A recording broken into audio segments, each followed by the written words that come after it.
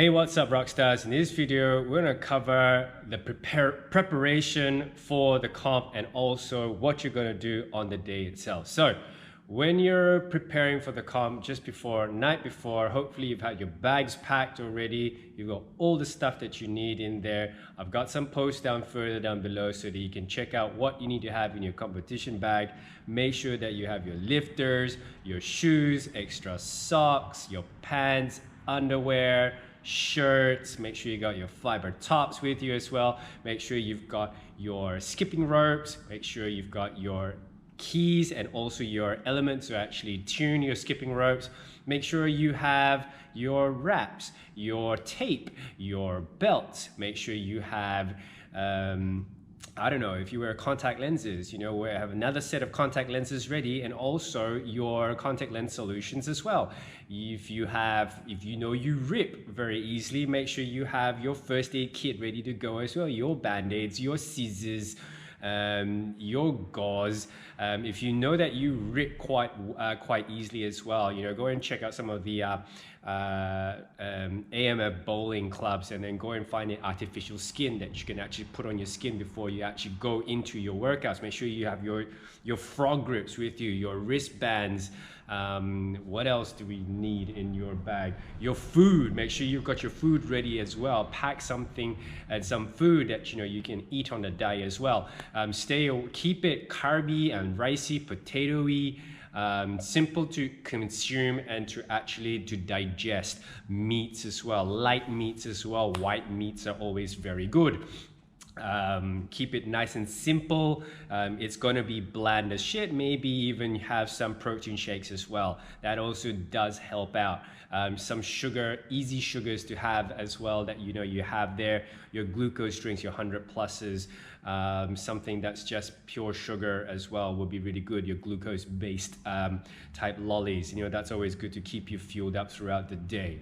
Is it the best for for your wellness goals? Not exactly, but that sort of eating is different for performance diets itself. So that's your on the day kit bag that you need to have. All right, so between now and the upcoming days, you should make sure you get enough sleep and make sure that you're well hydrated for your competition and ready to go. So once you get there, have all this stuff prepared, ready to go, all your training gear as well. Make sure you're ready on the day itself so you don't forget anything and you're not in a rush to move anything or to pack all your gear and all that sort of stuff, all right? So make sure you do that and prepare for it. Next up, on the day itself, you need to make sure that you know your heat that you are in and what time you're going on, and if you're going to need to judge somebody else. So I don't think you need to judge anyone for this upcoming one, but some competitions you have to judge another person or another team.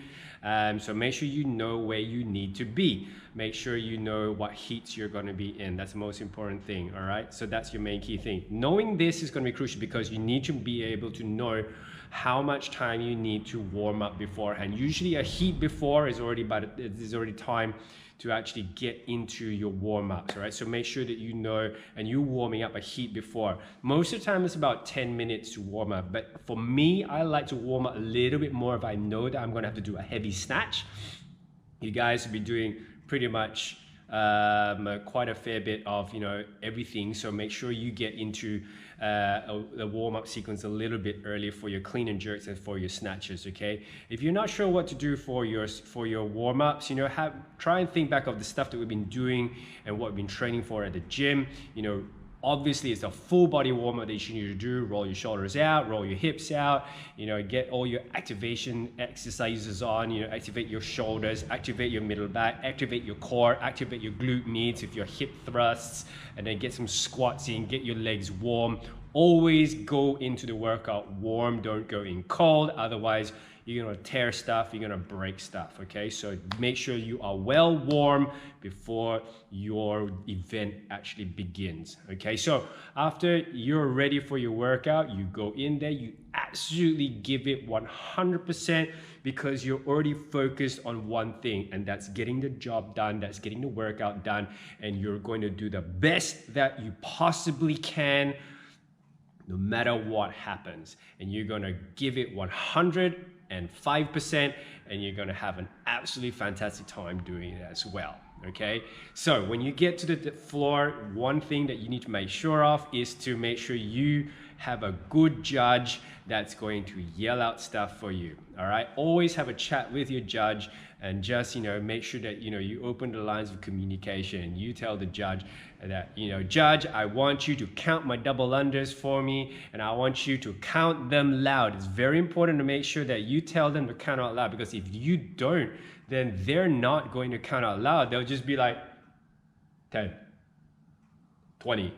You need to tell them to tell you exactly where where you are going to be in the workout. Some people don't do that, but I think it's very important that you do, so that the judge knows that you're serious about what you're going to do.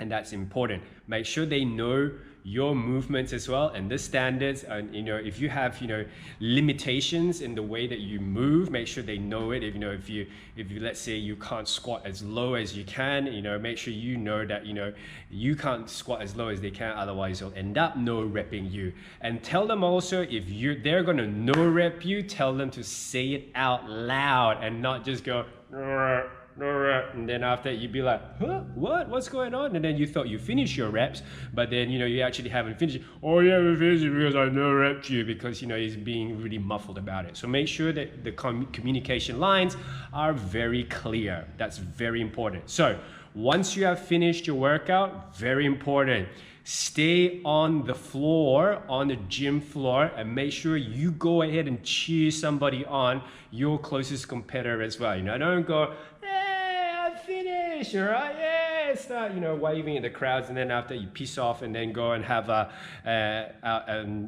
beer already. Make sure you go and cheer everybody on, even your competitor that you don't like. This is called sportsmanship, and I want you to make sure that you're going out and cheering other people on and making sure that they're gonna get pulled through the workouts as well. This is the heart of CrossFit.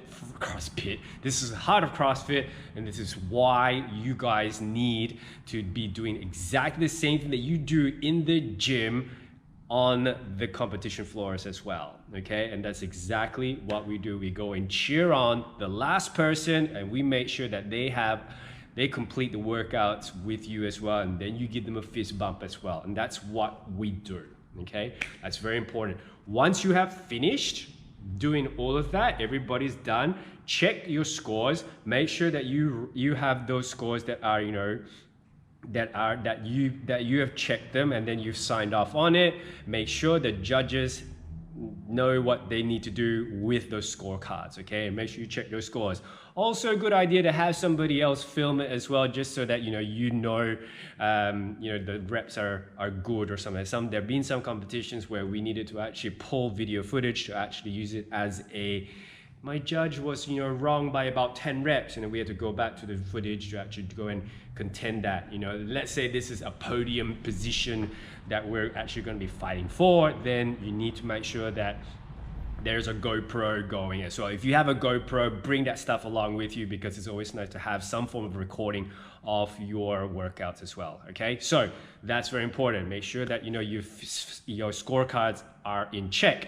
Finish that off, get them signed off, and then worry about your recovery for the next workout. So what you got to do now is to make sure that if your legs are full of acid, or you're feeling really spicy in your legs, walk it off, okay? You need to restart thinking about your recovery for your next workout, depending on whether or not it's a 1, 2, or maybe 3 hour wait for your next workout. Hopefully about 2, that's going to be perfect, all right? So you still need to aim on trying to get your recovery going.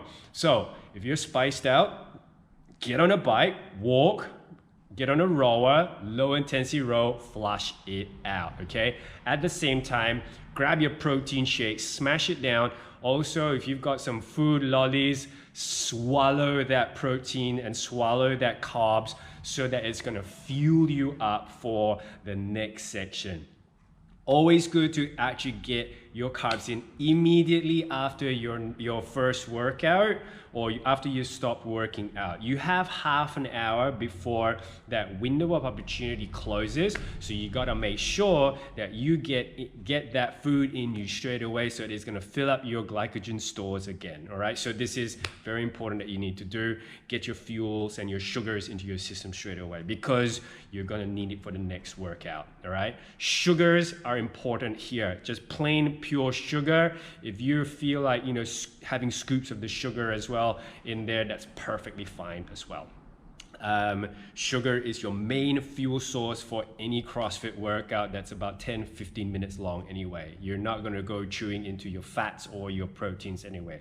Anyway, have your foods, look at your recovery. If you have a Theragun, if you have a foam roller, if you have a lacrosse ball, roll the shit out of anything that feels hard or sore, like, you know, your pecs or your glute medius or your VMOs. You know, those are the things that you want to loosen up and think about your recovery for the next process. If it's a long enough process, you might even get to go to sleep. Even bring a sleeping bag, bring a deck chair. If you're going to be outside, hopefully you won't be.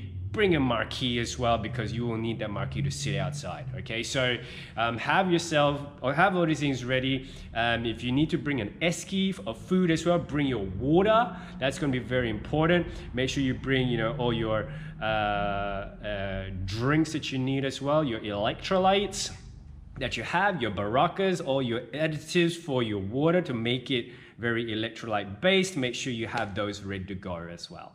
So those are the things that you want to have prepared for, ready on the day. Okay, so that's where you want to go to think about. So what have I covered? I've covered almost everything on the day. I've covered what you're doing in the workout, the recovery, the next workout. Again, know when's your next workout. Warm up well before that workout and then get stuck into it. And at the end of the entire series there, make sure of the day, make sure if you are going to be podiuming and you're going to be getting up on there, make sure you have your fiber top on there before you get on the podium. That's going to be very important. Make sure you have that on ready to go. All right. And otherwise, again, make some friends. Have a little bit of fun, enjoy the day. It's going to be really awesome. It's like our little day out, having a little bit of fun at the comps. You know, of course, bring your cameras and also, you know, your phones, snap some nice fun pictures, and also bring your GoPros. That's always going to work out really well. Always keep and store some memories of this little fun event that you're going to have. All right, guys, again, so much fun. You guys are going to enjoy it. I hope this video helps you in preparing yourself for the day itself. So if you've got any questions, again, pop it in the comments below. Let us know how you went with this information, and we will see you in the gym on the competition floor. And that's me, BV out.